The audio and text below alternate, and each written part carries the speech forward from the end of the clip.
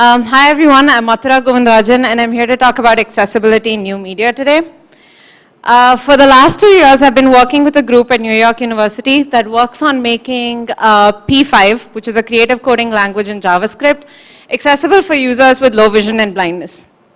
Now, the number of people who use P5 is very small compared to the world population, arguably, and the number of current users who have some form of visual impairment is much lower than that. So you may question the importance of this and call this a very niche use case, but so why even do this, right? But at the end of the day, disability as a whole is not a small issue and it's not a niche use case. There's 15% of the world population, that's around 1 billion people, close to the number of people in India, that have some form of disability or the other. It could be physical, such as amputated limbs. It could be mental health issues, such as depression, anxiety. It could be intellectual or cognitive, such as memory or processing issues. Or it could be sensory impairments, such as blindness.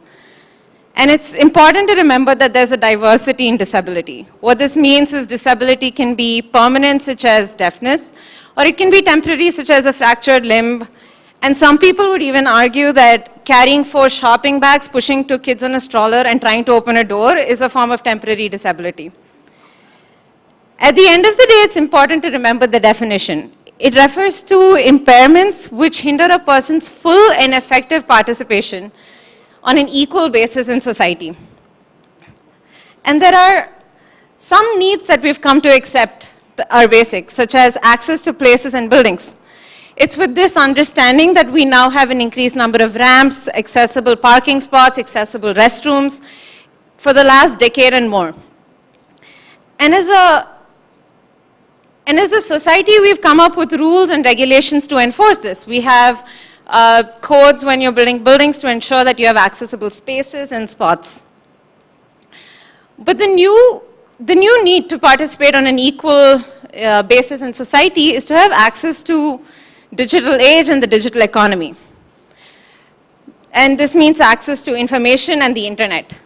The same way we had ramps to be able to access banks a couple of years ago, today we need the internet to access banks and we need our computers to access our money. And the definition of equality has changed over the years. It's not just about criteria like socioeconomic status and more, but it's also about digital access. Technology is defining our lives more and more. It's in fact become a part of us, as alluded by a lot of speakers today, in our cell phones. And it's important that everyone has access to this playing field. But it takes that one step beyond. It's not just about access to the technology, but it's about having access to creating this technology. And that is the foundation principle of participatory design. That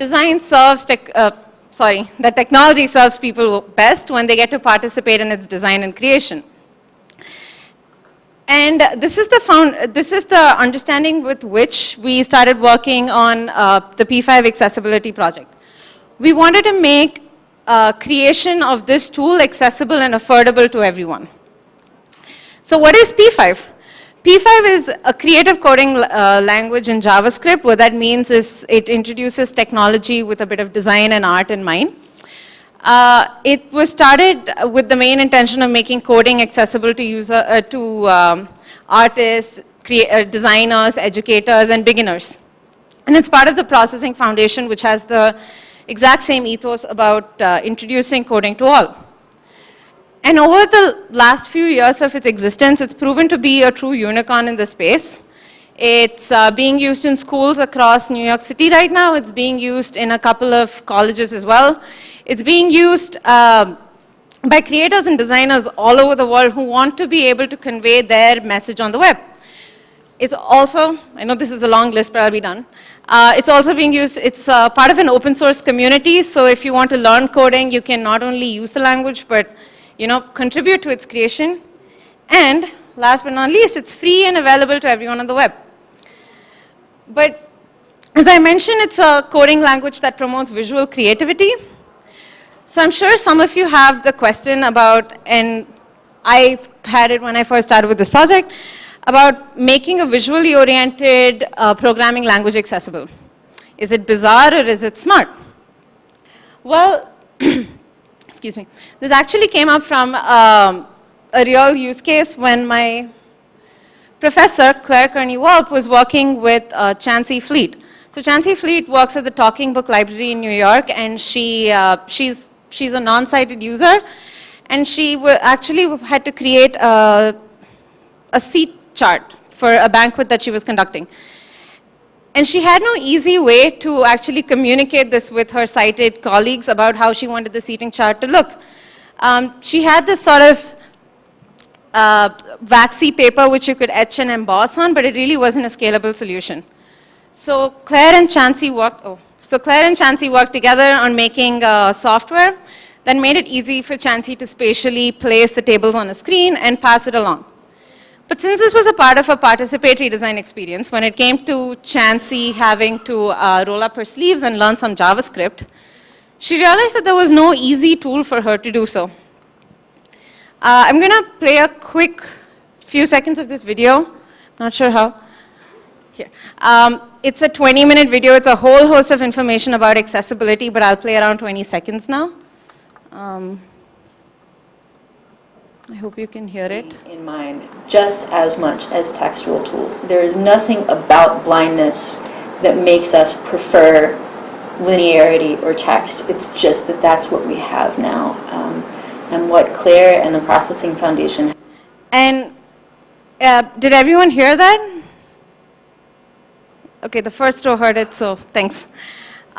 So with that input, we continue to work on how we can make P5 accessible on the web. Now here's the thing. All of our computers have the capability of having a software called the screen reader. And what the screen reader does is, as the name suggests, it basically reads out the contents that's present on your screen. And it does it beautifully for the web. It's already there. But here's the thing. The one element that the screen reader cannot access is the canvas. And P5 predominantly uses the canvas to convey its visual outputs. So we wanted to make this accessible. So what we came up with 3 outputs that could be accessible to the screen reader. So the first one was a plain text output. This was essentially a direct translation of what you would see on the screen. For the example I have on screen right now, it would probably say that it's a lavender blue canvas with an orange ellipse on the front. The second output that we came up with was the text output, which was going to spatially arrange the elements on the canvas on a 10 by 10 grid for users to sort of spatially figure out where these elements were. And the last was a tonal output, which was we basically using sound to indicate movement. So if there was an element moving horizontally across the screen, it would show it by a change in panning of the sound. And if it was vertical, it was by a change in frequency. Sort of like your Coyote Ugly, not Coyote Ugly, Wile E. Coyote bomb droppings. Wrong movie reference. This is a quick video of my professor Gus using this. What you hear first is the screen reader talking out the text content, followed by the actual sound of the ellipse moving on the screen. Console heading wrapping exit ref enter p5.js web editor p5 play sketch button enter text dash output. Can you hear that? Else I can imitate that sound. Okay, we're good.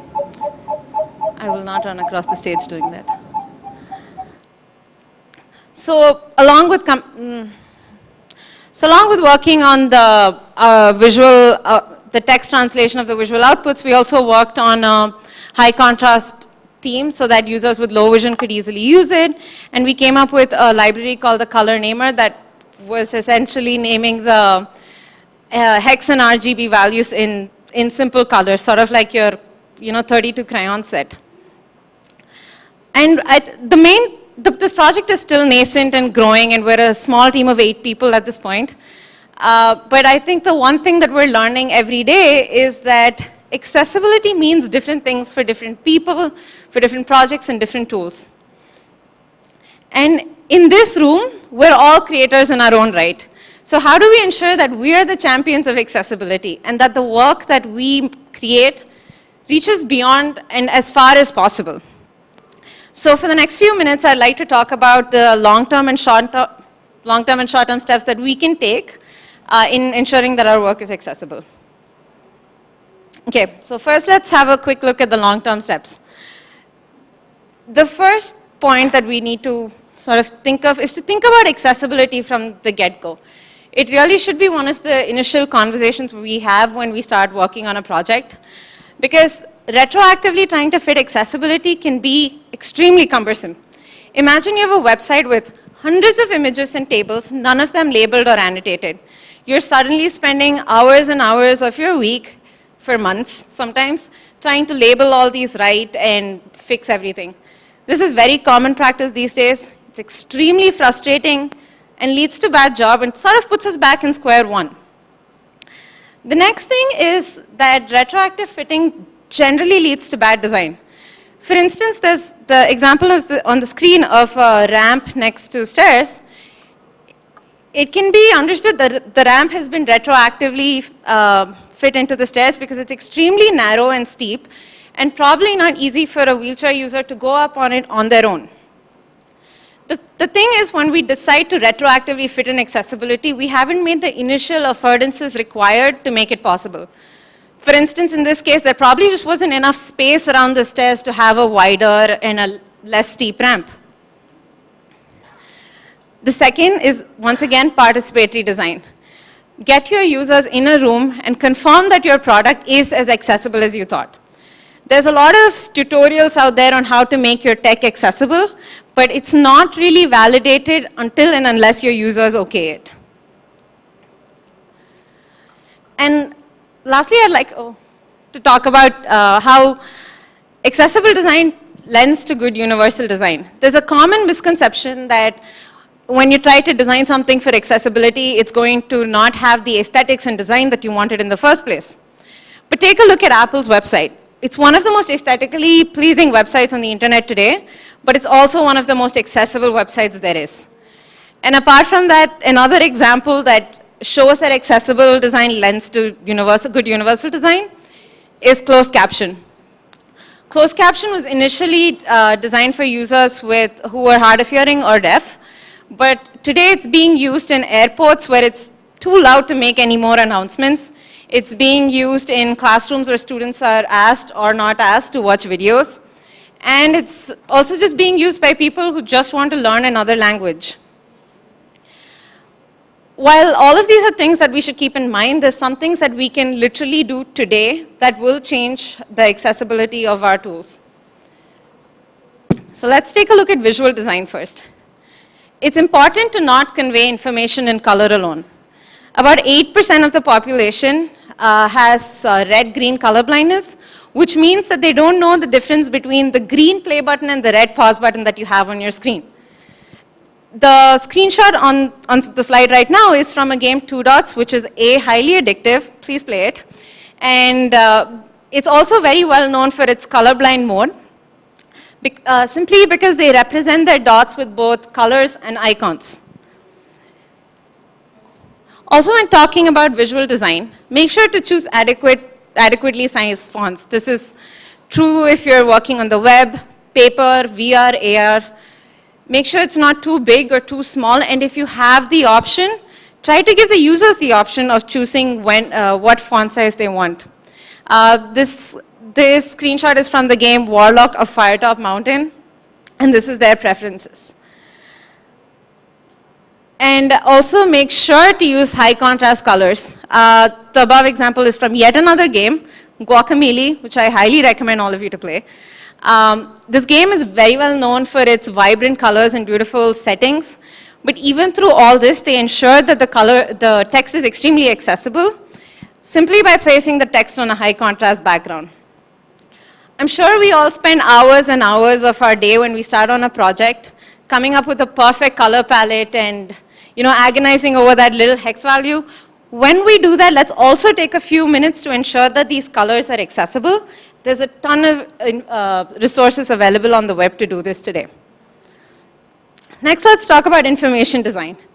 Make sure to use simple language.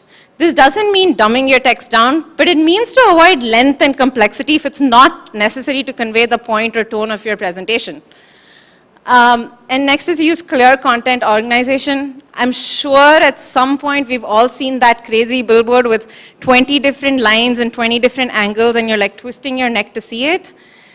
The thing about information like that is it can be extremely overwhelming to the user and tends to fail to get the point across. And lastly, when you have a lot of information you want the user to get through, maybe it's a lot of pictures or text, let the user dictate the speed of the content. Like, let them choose when to click the mouse or, scroll the mouse or click the button. Now, the web has made it very easy for us when we want to present content by providing us with access to clear heading structures, the ability to add alternate text to images, forms, labels to forms. Most importantly, by allowing us to design something to be accessed with both the mouse and the keyboard. This is quite important as users with motor impairments tend to prefer the keyboard over the mouse, and it's good practice to make it available through both. And finally, let's talk about physical design. Make sure that your controllers have universal design. Let's take the classic example of the keyboard. The keyboard is visually accessible because it has the letters actually written on the key, sometimes in multiple languages. And it's useful for non-sighted users as well because of the tactile feedback that it gives us. And over the years, people have been working on the keyboard to make it more and more universal. Also, if you have a controller with a lot of buttons, make sure that it can have mappable controls. For example, let's look at the PS4 controller. It has a ton of buttons and it's primarily designed to be used with both hands. But the PS4 provides the option of remapping the buttons all to, like, you can remap all the important buttons of your game to one side of the controller so that you can use it single-handed as well. Some games even offer the option of switching continuous short presses with a single long press, and this is proven to be super helpful for users who have arthritis. Now, I know a lot of examples that I've been giving are from the gaming industry. I just feel like it's one of the industries that's sort of been thinking about accessibility for a long time and has a lot of good examples. But as I mentioned earlier, accessibility means different things for different people and for different projects, and it's going to take a long time to get there. But it's important to have inclusivity in our minds and work towards it.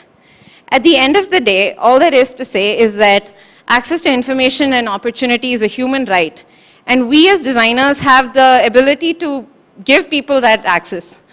And I hope the last few minutes has been helpful in understanding how we can do that. Thank you.